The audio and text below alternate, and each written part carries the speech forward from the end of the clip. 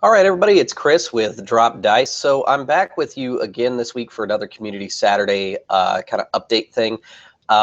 This week, what I'd like to talk about is Titansgrave just came out, but that's going to be the second half of this video. The first half, I want to go ahead and give out a shout out to my boy over at Infinte Roleplay, Nelson. He's been putting together a bunch of Photoshop tools for us at-home role-playing game enthusiasts, like different mapping tools, brushes for Photoshop and stuff like that. And he puts together a lot of videos. His newest video was a city in fog, and he shows how all these brushes he's made for like the city template to do the streets and things like that, how to just put them down and how to guide it out so that your city takes shape the way that makes some cohesive sense. And he's done a stellar job on these templates and brushes that he's been putting out. And honestly, if you're starting to map cities, he's a great place to go because he's got a lot of content on cities. I haven't really started doing anything with cities on my World Builder series, but when it comes time, you're probably going to hear me talk about him some more. Nelson, first off, is a really good artist to begin with, and so check out his Deviant Art page. I've linked it in the description below to just see what he's got going on, because he's probably got some other stuff that you may be interested in. He does some 3D design too. The guy is awesome to play with too. He was also in the one shot of Souls of Steel. So if you get a chance to play with the guy, or just kind of talk with him, hang out, do a map, or even like get a chance to help him make a map, because he's a very community-based guy, go ahead and start a conversation with Nelson there from Infinte Roleplay. All right, so this second bit here is talking about Titansgrave. Titansgrave is the new Will Wheaton or Geek and Sundry show that's been put out, and this week happened to be the first episode / episode 0 release. So it's been talked about, it's been floating around, and there's been kind of mixed opinions about what people were hoping for Titansgrave. And let me preface this with, I'm not paid for, sponsored by, work in any part with Geek and Sundry. This is simply my opinion on the episode and what's been presented so far. I've got a couple points that I'd like to share with you guys, but ultimately it's just my opinion, so take it for what it's worth. As a longtime role player and part of communities like the Tabletop One Shot group and the RPG W3, I get to enjoy quite a bit of different games online. And so to see that Will Wheaton is putting a light on role-playing games is actually pretty cool, because it's been proven that his project Tabletop actually did a lot of good work for the tabletop gaming industry as a whole. If you look at sales of stuff like the games that he specifically showed and played inside his series there for the last couple seasons, their production has increased, and so has their sales and revenue. So I mean, seeing this happen is kind of a good thing, because to me what that means is he may be able to take that same positive quality that he was able to present to just tabletop board games and carry that more over to role-playing games. I know that there's a lot of people that got into the Dragon Age game thanks to his Dragon Age playthrough. And I'm a little bit mixed opinion about how he's presenting the RPG hobby. I like beer and pretzels kind of games. Let me preface it with that. What they're playing is more of a beer and pretzels type game, where it's casual, it's with your friends, you're making jokes, you guys probably have some beers, even though they didn't show that inside this camera. They probably, let's face it, they're adults and they're playing a game like Dungeons & Dragons, or in this case, Titansgrave. They probably had at least a drink or two somewhere in that process. And that's totally cool. I mean, whatever. My only complaint is I felt like the tone was very light, and it kind of encouraged a little bit more joking atmosphere. From the way that Titansgrave has been kind of portrayed online, I was kind of expecting a more like adult kind of Thundar the Barbarian kind of game. And it's definitely got the qualities of what I expected from the world, like Thundar the Barbarian with blasters and cyborgs, but still kind of a quasi-fantasy feel to it. And I like that a lot, to be honest. It's actually really refreshing. You don't see a lot of games that have a similar quality to them. So it's cool to see that, but at the same time, there were the tone was a little bit lighter than what I would have liked to have seen. And this may be just because it's the first episode. We may see a tone change as it goes along. I mean, we can look at any TV show and see that things like that happen all the time, where there's, you know, the first episode is maybe meh, and then you get about 3 or 4 episodes in, and, you know, all your friends stopped watching it, but you kept watching it, and you're like, oh man, you guys need to go back and watch those episodes. They're not that great. It's a little hard to get into the show, but it's amazing now, and those episodes are actually really important later. And I'm hoping that this episode 1, is one of those types of situations where, you know, the first episode may not be to my liking, but maybe 2-3 episodes down, it really digs in and finds its place. The other thing I wanted to talk about is Will Wheaton's really good about changing his voice for different characters and kind of acting up the characters a little more. I'd like to see that more from the players. I felt like the Limley character was actually kind of separate from the player.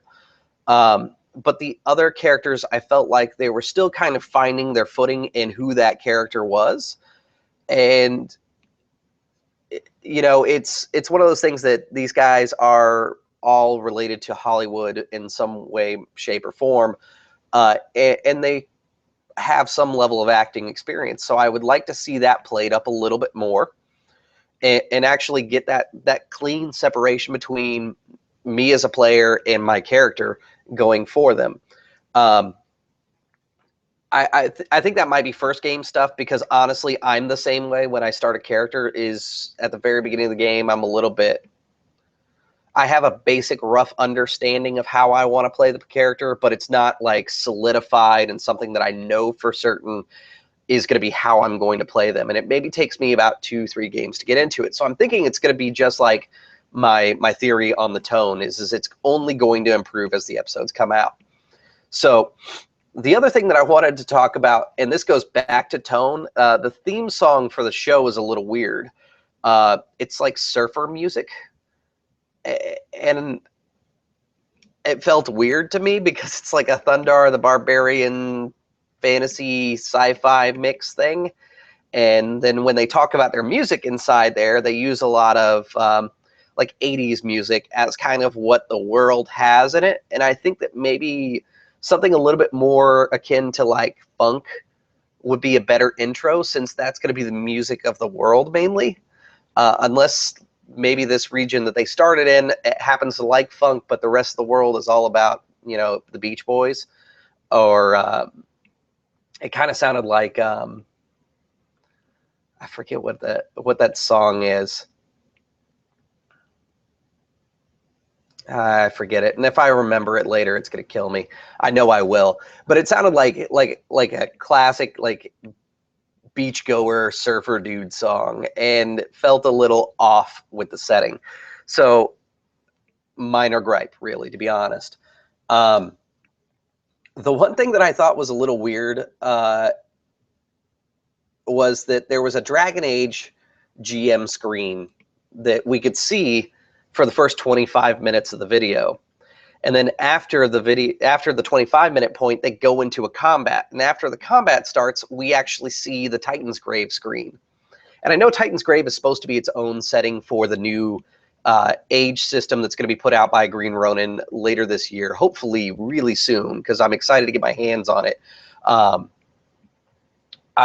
actually really like the engine since Will Wheaton's tabletop episode where they did Dragon Age. I just don't know enough about the Dragon Age setting to feel comfortable to play Dragon Age.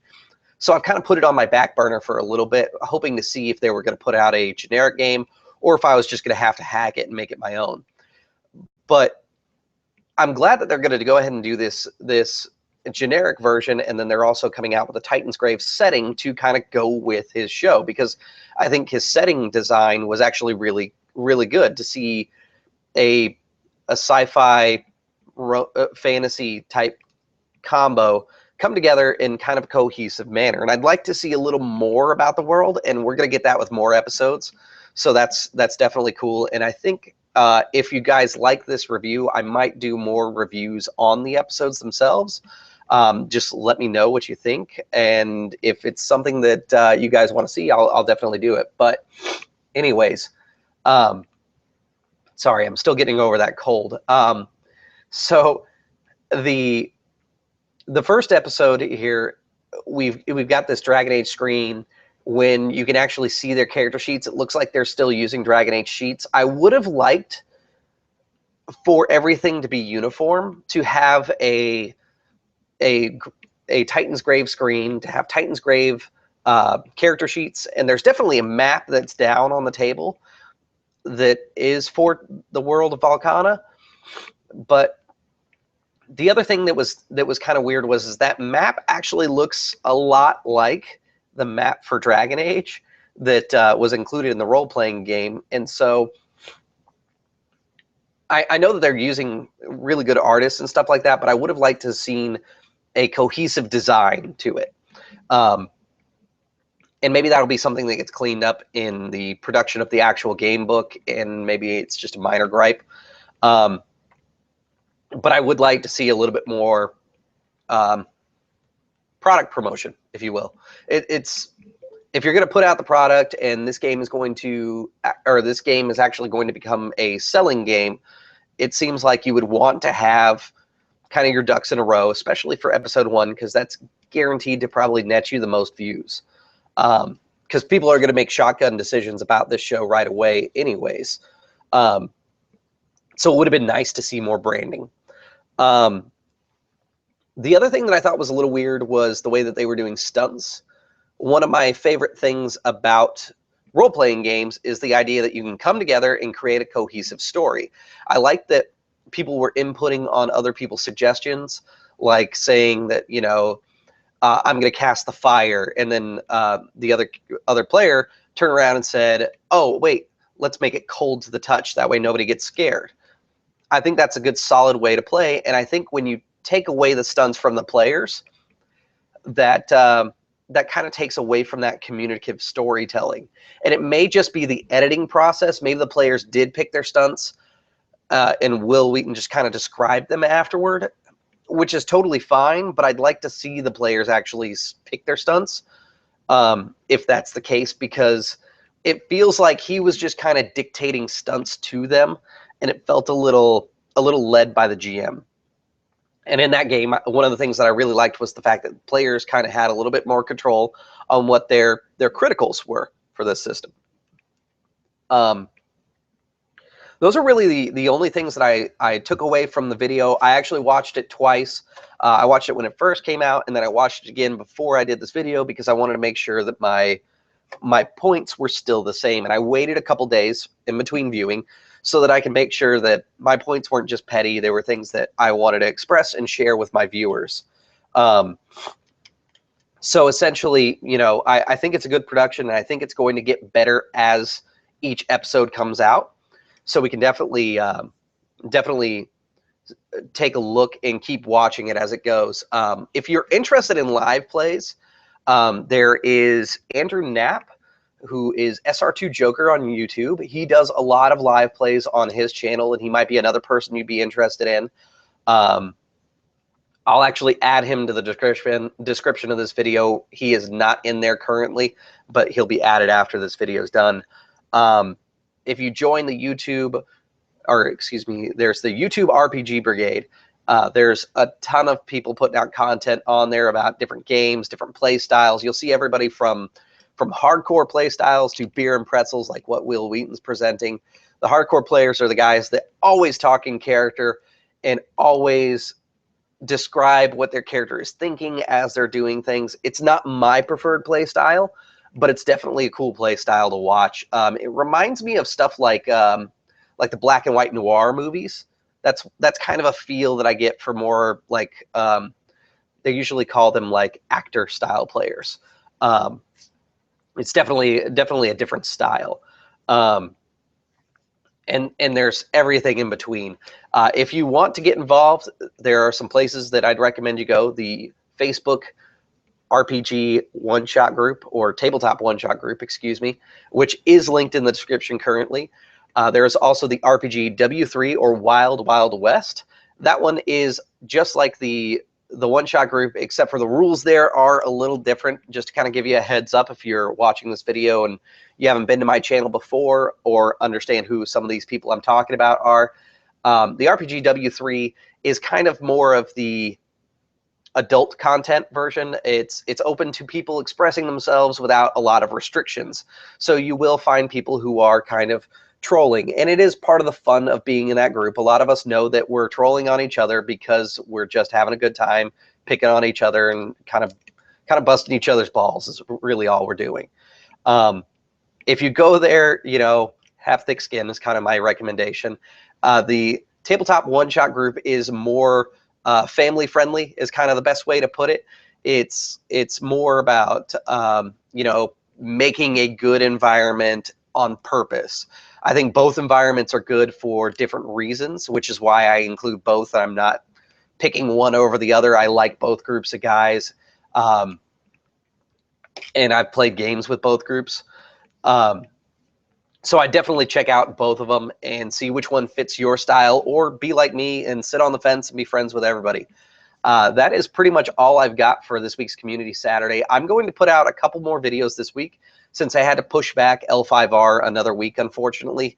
I'm actually helping my future mother-in-law move, so unfortunately I won't be able to do it this Sunday because we had to take care of that. There's been some flooding here in Houston, and so things have not been all that great around here. So luckily my house is just fine, but we need to help her get into a better situation than what she's in right now. So you won't see anything from me this Sunday, and we'll actually be starting the following Sunday. I talked to everybody. It looks like Sunday at 9 p.m. Eastern time is when we're going to start.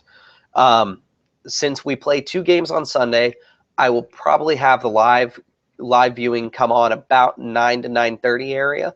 That way everybody can get settled in, grab something to eat in between games and everything, and kind of get everything started. But this weekend, what I'm going to do is I've got their characters and everything set up. I've got their 20 questions. I'm actually going to read through them, and then I'm going to do a character intro video where I talk about those characters, and then I may make 1 or 2 for some of the NPCs to kind of talk about who they are without the characters actually interacting with them. As kind of like a little bit of a promotion for what Legend of the Five Rings is and what it's going to be on my channel.